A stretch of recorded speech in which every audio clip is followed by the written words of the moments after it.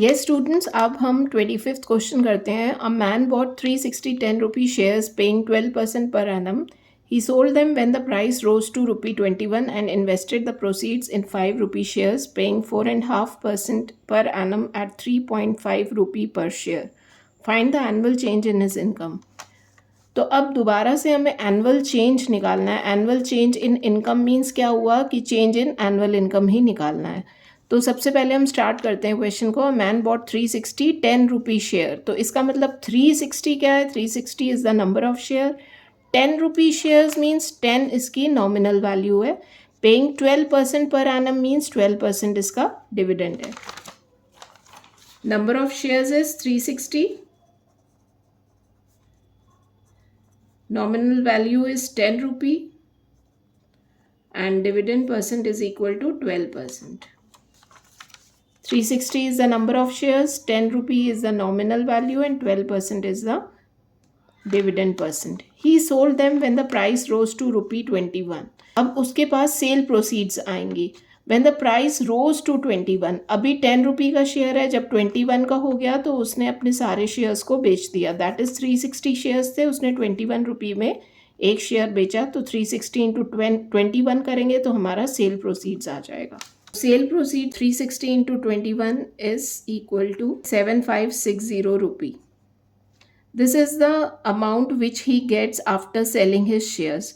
Now ये जो amount है सेल प्रोसीड्स है वो उसने आगे अपने शेयर्स को ख़रीदने में लगा दिया. दैट मीन्स अब यहाँ से हटाया, उसने किसी और जगह पर इन्वेस्ट कर दिया.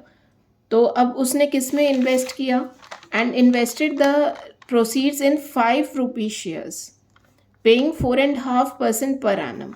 तो 5 रुपये के शेयर्स में उसने इन्वेस्ट कर दिया. तो अब नॉमिनल वैल्यू उसकी कितनी हो गई? 5 रुपी हो गई. और उसको पे कितना कर रहे हैं? Dividend. D% is equal to 4.5%, that is 9/2% at 3.5 rupee per share. तो 5 रुपीज़ उसकी नॉमिनल वैल्यू थी, 3.5 पर शेयर वो बिक रहा था. दैट मीन्स उसने अपने जितने भी शेयर्स खरीदे होंगे वो 3.5 रुपये के रेट पे खरीदे होंगे. तो मार्केट वैल्यू उसकी कितनी हो गई? 3.5 पर शेयर. अब इसमें हमें क्या मिल गया कि उसने ये वाला पैसा इसमें इन्वेस्ट कर दिया. ठीक है. Investment is equal to market value into number of shares. Investment is 7560, market value is 3.5 rupee and number of shares you have to find out.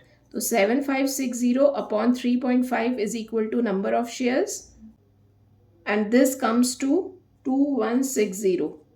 2160 इसके नंबर ऑफ शेयर्स आ जाते हैं. तो अब हम इसकी एनुअल इनकम निकाल सकते हैं.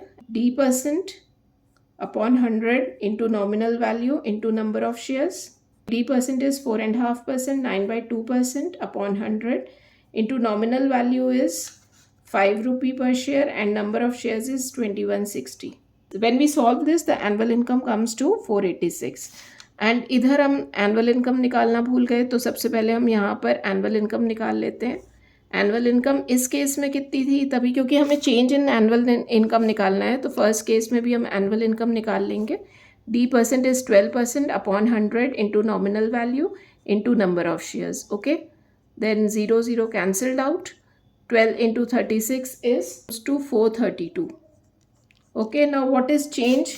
Change we can easily calculate. Final वाला जो आया वो हमारा 486 है, माइनस जो पहले वाला आया वो 432 है. तो इससे हमें चेंज पता चल जाएगा and that change is equal to 454 rupees. Okay, तो this is how we can calculate the change in income, annual income. तो सबसे पहले जो आपको पार्ट दिया गया होगा उसमें आप एनुअल इनकम कैलकुलेट करेंगे, फिर आप सेकेंड पार्ट में एनुअल इनकम कैलकुलेट करेंगे, फिर आप चेंज निकाल लेंगे. Okay children, I hope this question is very clear to you. Children, let us do our 26th question. A person invests rupee 4368 and buys certain 100 rupee shares at rupee 91. तो investment उसका 4368 है और उसने कुछ 100 रुपी का share खरीदा जब वो 91 रुपीज़ के हैं. He sells out shares worth rupees 2400. उसने शेयर्स जिनकी वर्थ 2400 थी वो बेच दिए and when they have risen to 95, जब वो 95 रुपीज़ के हुए और बाकी के शेयर्स उसने 85 रुपीज़ के बेच दिए। फाइंड द गेन और the loss on the total transactions. तो डेटा जो दिया है वो हम लिखते हैं पहले। A person invest this much, तो this is investment, investment is equal to ₹4368 and buy certain 100 rupee share. तो 100 रुपी शेयर मतलब उसकी नॉमिनल वैल्यू 100 रुपी है एट ₹91, मतलब उसे जो ये 100 रुपी के शेयर थे वो ₹91 में मिले। तो इसका मतलब उसने टोटल शेयर्स कितने खरीदे? Investment is equal to market value into number of shares.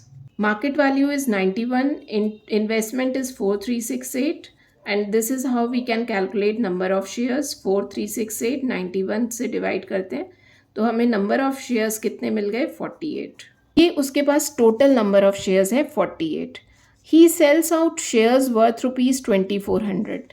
अब इसका क्या मतलब हुआ कि शेयर्स जिनका वर्थ 2400 था, दैट मीन्स जो शेयर्स 2400 रुपीज़ के थे वो उसने बेच दिए।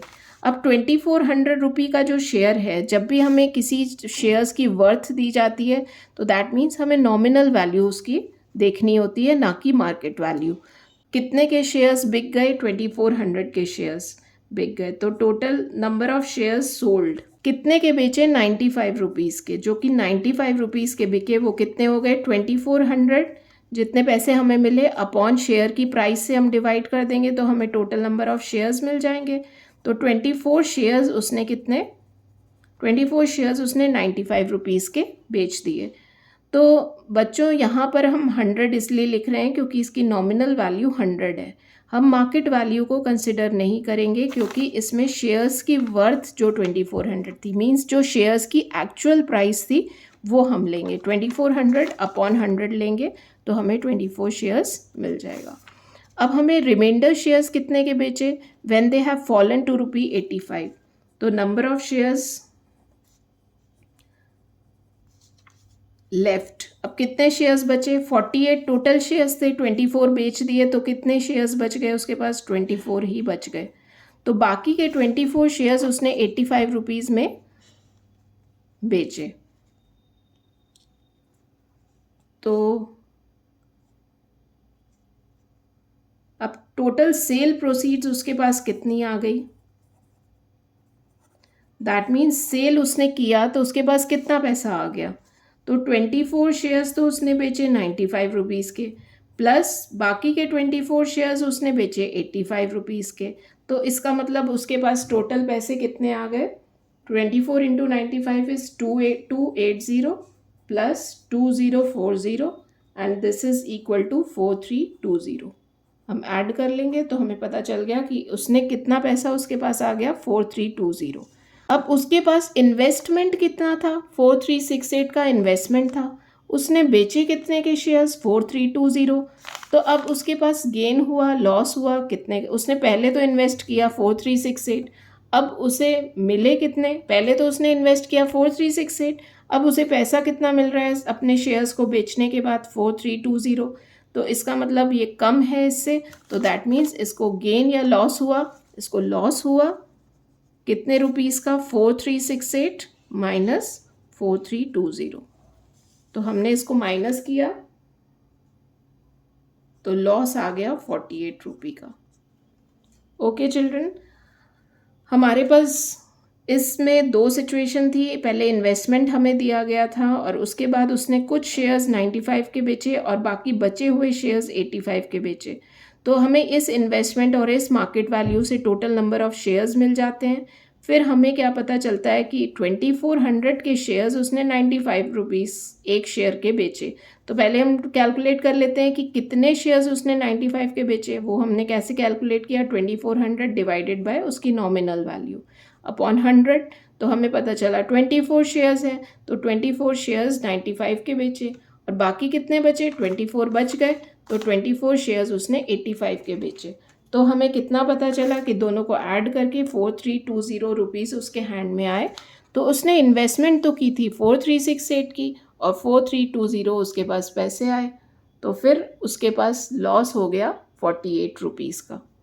ओके चिल्ड्रन 27 क्वेश्चन करते हैं। By purchasing ₹50 shares, gas shares for ₹80 each, a man gets 4% profit on his investment. What rate percent is company paying? What is his dividend if he buys 200 shares?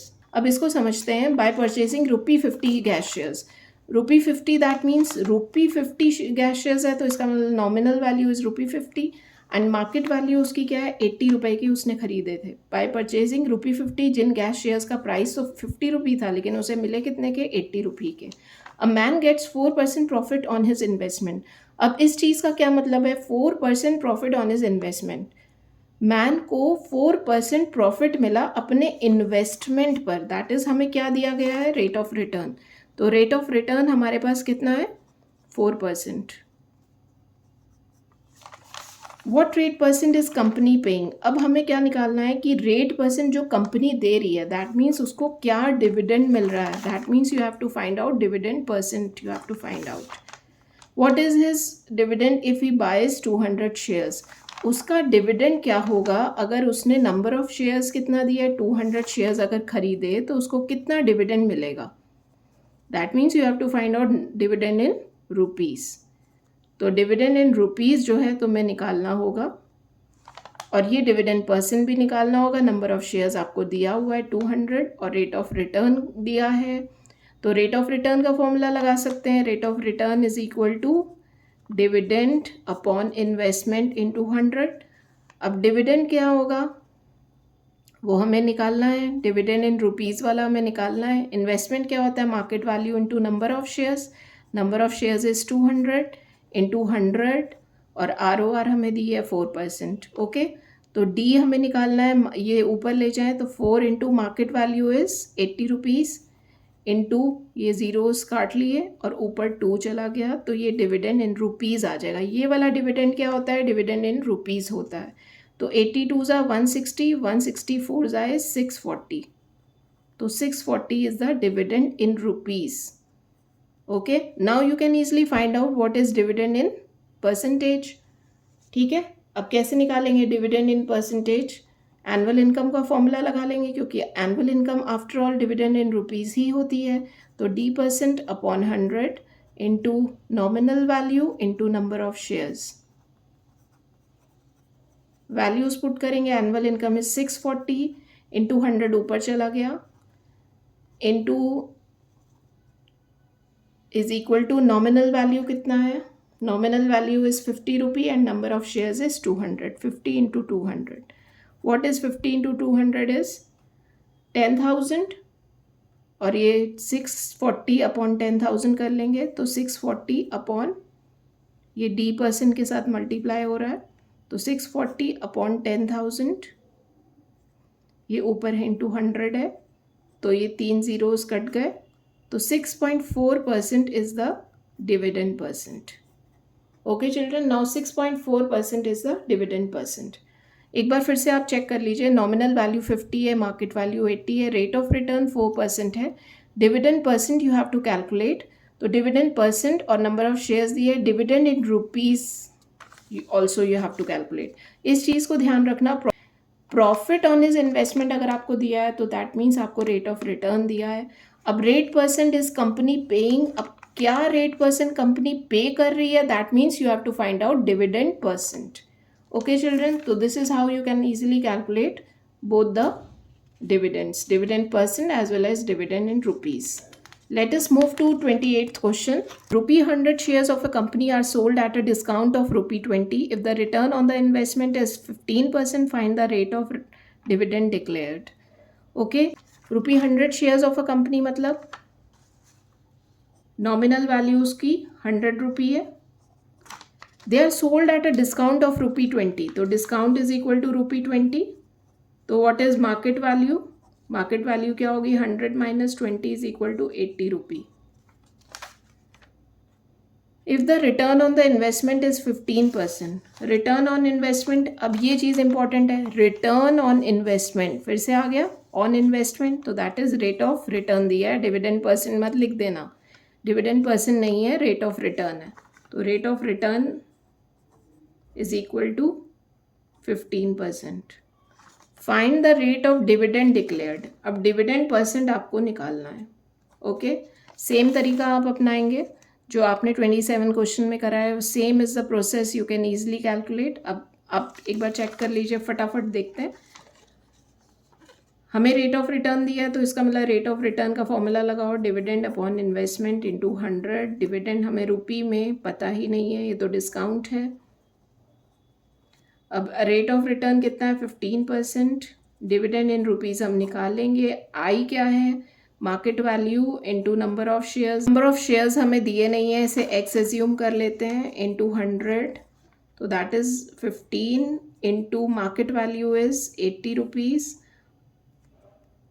80x upon 100 is equal to dividend in rupees. ये rupee में dividend आया।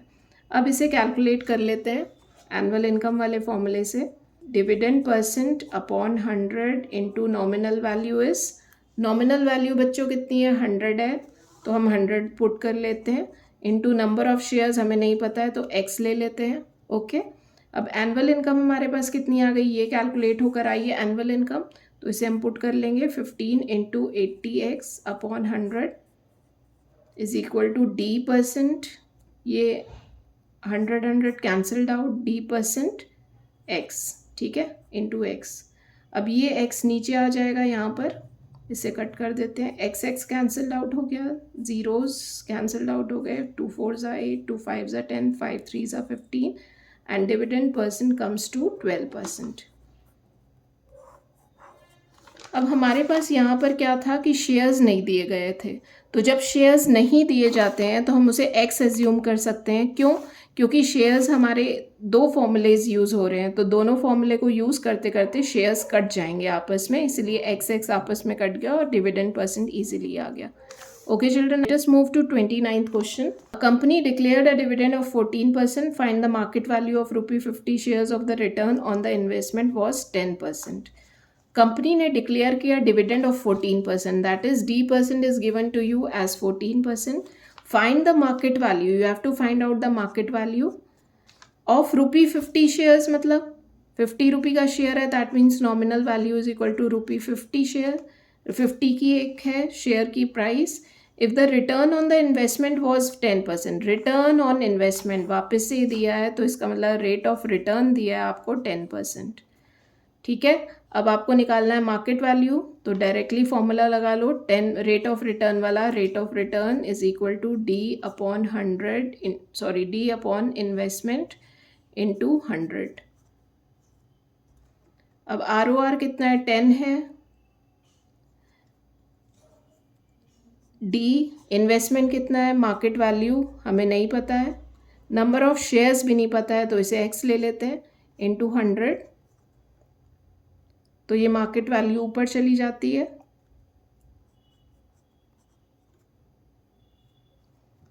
Into 10 into x upon 100 is equal to D in rupee, ठीक है, zeros cancel out हो गए, तो MV into X upon 10 is equal to D. अब हम डी का फॉर्मूला लगा लेंगे एनुअल इनकम का, डी परसेंट कितना है, 14% upon 100 into nominal value is 50 into number of shares हमने एज्यूम किए x, तो 52 ज़ा एंड 2 7 ज़ा। एनुअल इनकम की वैल्यू पुट करो, ये रही market value into x upon 10, और ये 7x बचा यहाँ पर, और अब ये 10 ऊपर चला जाएगा, 10 into 7x, that is x cancel हो गया, 10 7 ज़ा 70 रुपी आ गया। ओके, तो market value is 70 rupee. Now let us move to 30th question. At what price should a 6.25% of rupee 100 share be quoted when the money is worth 5%?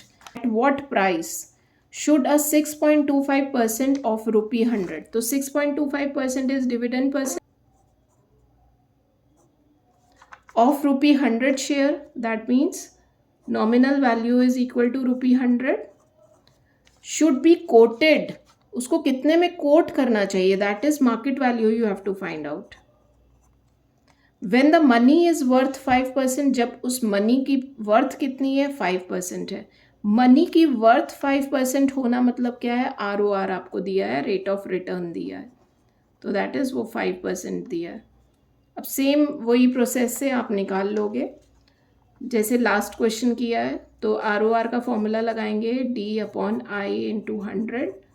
Okay, ROR की कितनी दी है 5, D कितना दिया है, D हमें पता नहीं है, डिविडेंड परसेंट वाला फॉर्मूला लगाना पड़ेगा। और ये रुपी वाला D है, और I क्या होगा, market value into number of shares को X ले लेते हैं, इंटू 100 कर लेते हैं। तो ये क्या आ जाएगा हमारा D, 5 into market value into X upon 100 हो गया, ये हमारा आ गया D। ओके, अब हम फॉर्मूला पुट करेंगे एनुअल इनकम का। Annual income is equal to D% upon 100 into nominal value into number of shares. Values put करेंगे, एनुअल इनकम की वैल्यू ये है 5 into MV into X upon 100। Dividend percent कितना है 6.25 upon 100 into nominal value is 100, number of shares को X लिया हुआ था।